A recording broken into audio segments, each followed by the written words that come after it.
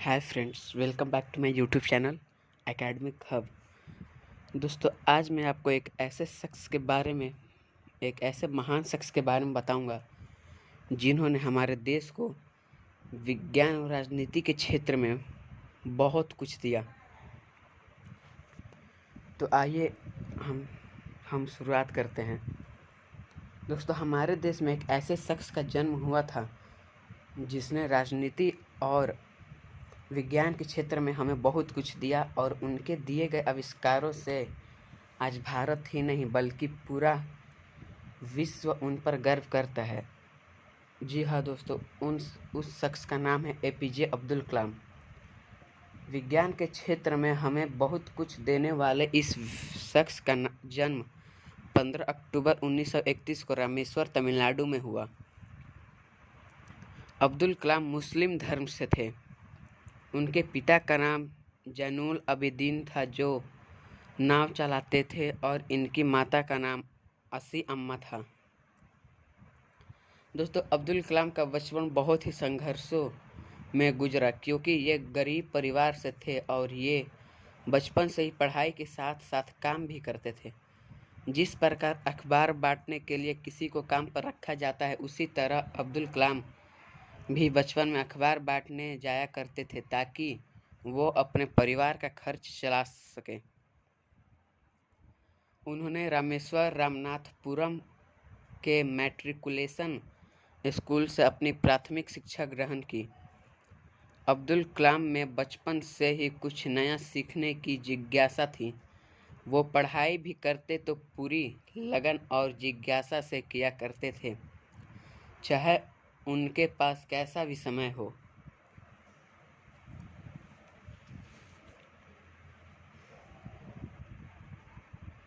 अपनी स्कूली शिक्षा के पूर्ण होने के बाद, जैसा कि अब्दुल कलाम की रुचि विज्ञान में थी, तो उन्हें भौतिक विज्ञान में स्नातक करनी थी। उसके लिए उन्होंने तिरुचिरापल्ली के सेंट जोसेफ कॉलेज में दाखिला लिया और 1954 में उन्होंने स्नातक की पढ़ाई पूरी कर ली।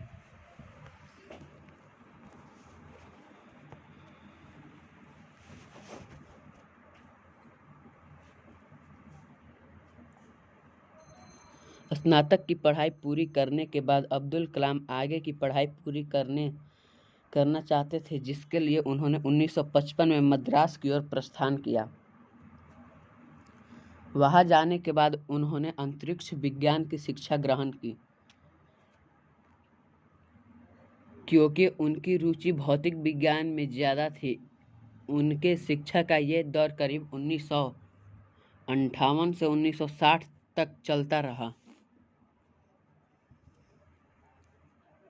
अपनी शिक्षा को पूर्ण करने के बाद अब्दुल कलाम ने एक वैज्ञानिक के रूप में डीआरडीओ यानी रक्षा अनुसंधान और विकास संगठन में काम किया। अब्दुल कलाम का सपना था कि वो भारतीय वायु सेना में एक पायलट बने और देश के लिए कुछ करे। इसके लिए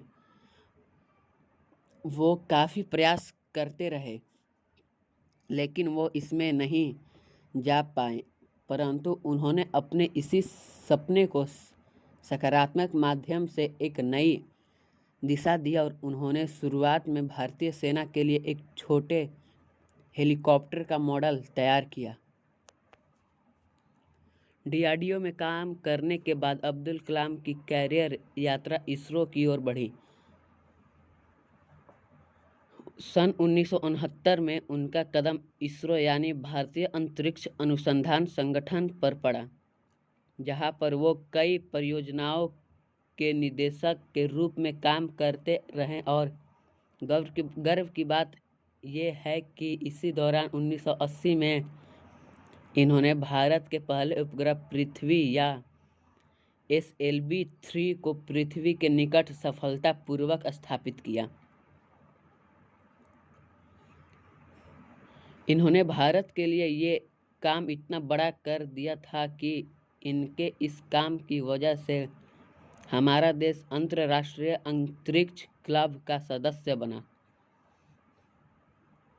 अब्दुल कलाम निरंतर विज्ञान के लिए नया नया काम करते रहे, जिसमें उन्होंने भारत के पहले परमाणु परीक्षण को भी साकार कराने में अपना सहयोग दिया। इतना ही नहीं, इन्होंने नासा यानी national aeronautics and space administration की यात्रा भी की।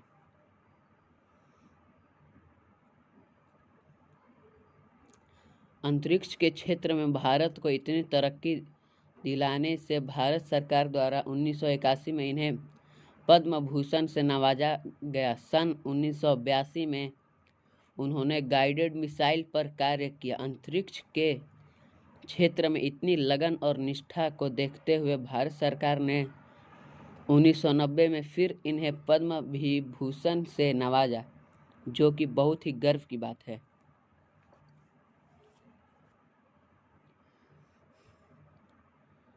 अब्दुल कलाम आज़ाद को रक्षा मंत्री के विज्ञान सलाहकार के रूप में भी चुना गया, जिस पर वो 1992 से 1999 तक रहे। इतना ही नहीं, इस कार्यालय के माध्यम में यानी 1997 में उन्हें भारत रत्न से नवाजा गया। इसी तरह योगदान देते हुए उन्होंने आगे भारत के दूसरे परमाणु परीक्षण को सफल बनाया। सन 2002 तक भारत को अब्दुल कलाम इस हद तक ले जा चुके थे जहां तक भारत को सोचना भी मुश्किल था, और इसी योगदान की सफलता का फल उन्हें भारत का राष्ट्रपति बनके मिला।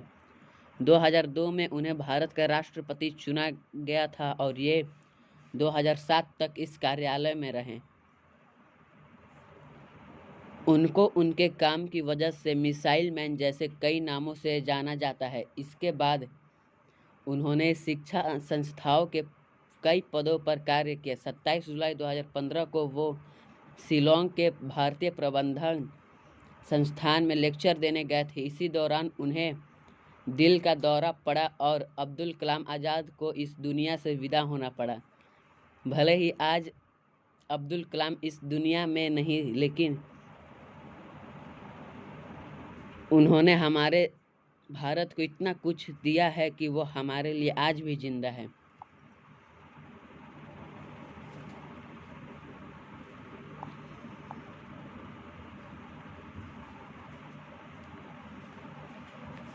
दोस्तों, ऐसे महान व्यक्तियों को हमें कभी नहीं भूलना चाहिए, बल्कि हमें इन पर गर्व करना चाहिए। अगर आपको ये मेरी वीडियो अच्छी लगे तो इसे लाइक करें, कमेंट करें, चैनल को सब्सक्राइब करें, साथ में बेल आइकन को दबा दें और अपने दोस्तों में शेयर करें। अपना ध्यान रखिए। Thank you. Have a good day.